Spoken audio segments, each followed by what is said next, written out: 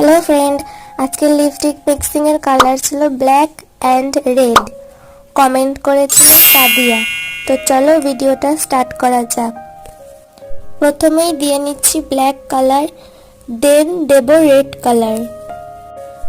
দুটো lipstick colour আমি পরপর ঠোঁটে লাগিয়ে নিচ্ছি। তারপর এই দুটো কালার একসাথে মিক্স করব আর দেখব রেজাল্টটা কেমন আসে।